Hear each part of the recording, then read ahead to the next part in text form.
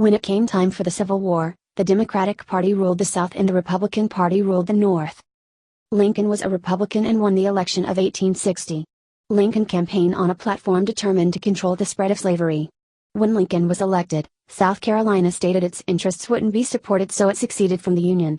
Seeing South Carolina, soon other southern states like Alabama, Florida, Georgia, Louisiana, and Mississippi also seceded from the Union, forming the Confederate States of America and electing Jefferson Davis as President of the Confederates.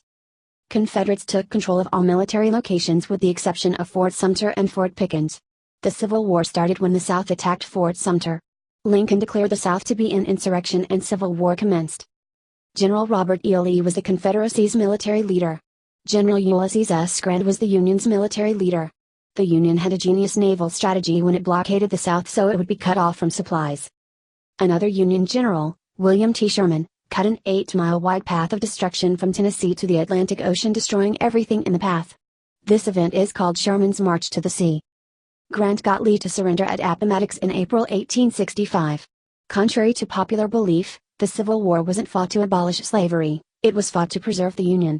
After 2 years of fighting with the South, Lincoln issued the Emancipation Proclamation declaring slaves in the South to be free. The Confederates didn't consider Lincoln their president and therefore didn't recognize his Emancipation Proclamation. Lincoln's proclamation was influential in strengthening Union support for war and provoking slaves to run away to the North. Once the Civil War ended, the North had to figure out how to reintegrate the South back into the Union. This process is called Reconstruction.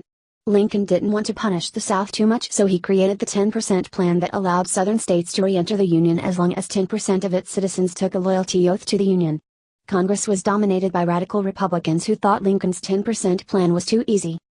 Lincoln was assassinated before Reconstruction plans got underway and his vice president, Andrew Johnson, took presidency. Johnson shared Lincoln's milder and moderate stance on Reconstruction policies. The radical Republicans in Congress didn't approve of Johnson's moderate stance and thought he was being too lenient with the Southern states, so they impeached him so they could pass harsher Reconstruction policies. During the Reconstruction, the 13th Amendment was passed, which prohibited slavery. After the 13th Amendment was passed, Southerners passed Black Codes, which restricted blacks from many rights. As a response to the Black Codes, the 14th and 15th Amendments were passed. The 14th Amendment to the Constitution, ratified in 1868, granted citizenship to all persons born or nationalized in the United States, including former slaves, and guaranteed all citizens equal protection of the laws. In short, this made African Americans citizens. The 15th Amendment to the U.S. Constitution granted African American men the right to vote. As a response to the 14th and 15th Amendments, Southerners made the Ku Klux Klan, which demeaned black people and all minorities.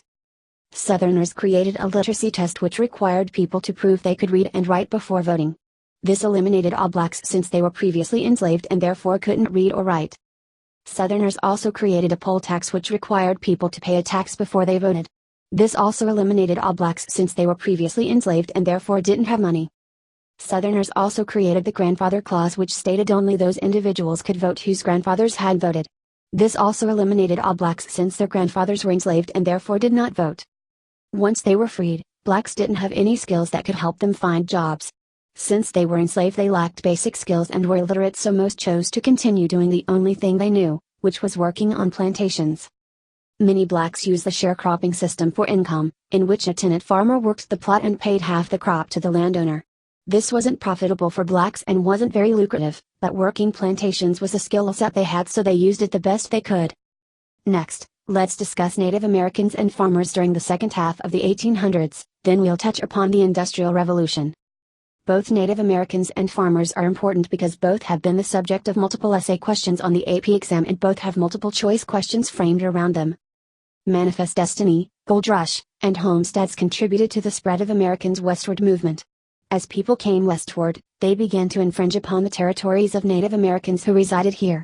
Remember, Native Americans were forced to move west earlier by Andrew Jackson's Indian Removal Act and Trail of Tears. To deal with the problem of Americans settling in Native American lands in the West, the U.S. Department of Interior espoused a form of Native American independence by placing them on reservations. Reservations were pockets of land strictly for Native American use. Helen Hunt Jackson wrote A Century of Dishonor, shining an unforgiving light on reservation systems, exposing many of the reservation system's shortcomings.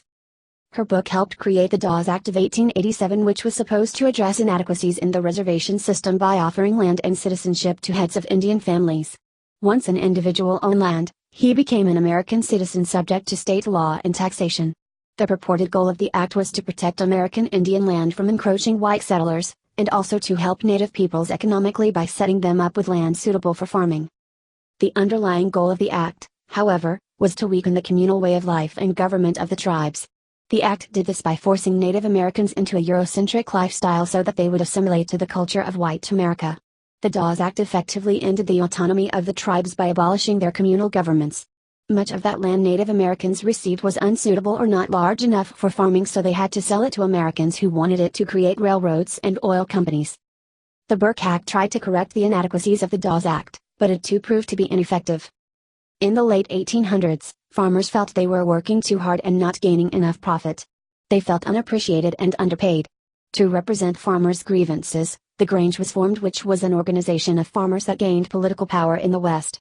Since the farmers were in debt, they wanted to create more money. However, creating more money causes inflation, which increases debt.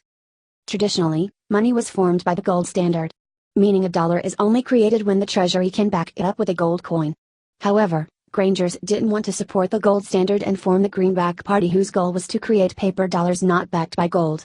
More moderate farmers supported a silver standard, which is when money is backed by silver as opposed to gold.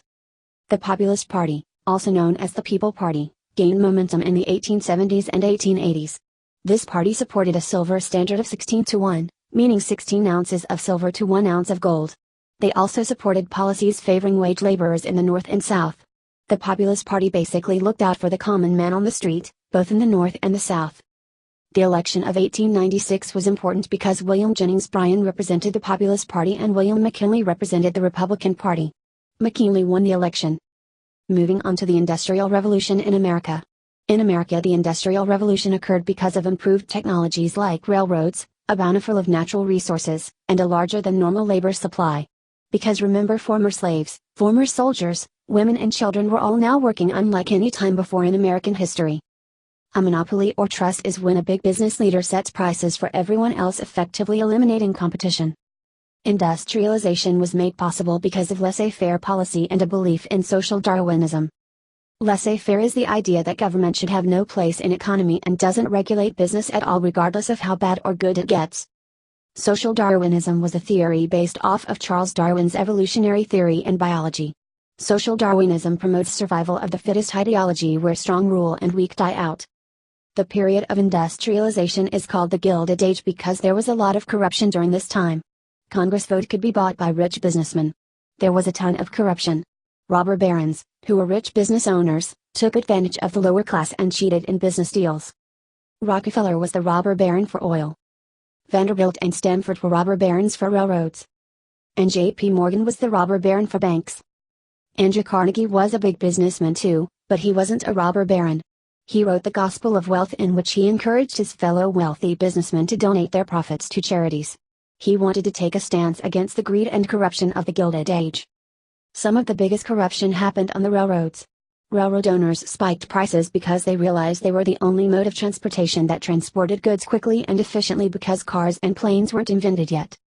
During the election of 1880, voters became tired of laissez-faire policies and craved government regulation to control these robber barons. Since corruption was most rampant in railroads, they were one of the first to be regulated by government. The government established a maximum rate law, which set the maximum price a railroad company could charge. This maximum rate law was poorly enforced though. So then government set the Interstate Commerce of 1887, forbidding railroads from forming monopolistic price agreements. This was difficult to enforce as well, but was better enforced than the max rate law. The most important antitrust legislation to remember is the Sherman Antitrust Act of 1890, forbidding all businesses to restrain trade by trust or conspiracy. The Sherman Antitrust Act was not strongly enforced for at least a decade after its passage. However, it did lay an important foundation for government regulation of business. It was the first step in giving the government the power to check the power of big businesses and break up trusts that were harmful to competition. Since the Industrial Revolution had a large supply of labor, it's only natural for labor unions to form. Labor unions fought for higher wages and better working conditions. Examples of unions include Knights of Labor, Industrial Workers of the World, and American Federation of Labor. The AFL was led by Samuel Gompers. A nickname for industrial workers of the world was the Wobblies. The Haymarket Square Riot of 1886 in Chicago was a protest by union members that became violent. Union members were annoyed with how the police treated them in past protests, so one of the union members threw a bomb killing officers, which provoked police officers to attack the crowd, killing many protesters. Haymarket Square Riot shined a negative light on unions and led to its decline. The Chicago workers and the man who set the bomb were immigrants, so the incident promoted anti-immigrant and anti-union feelings among Americans. That's all for now. Thanks for watching. Please don't forget to like, comment and subscribe.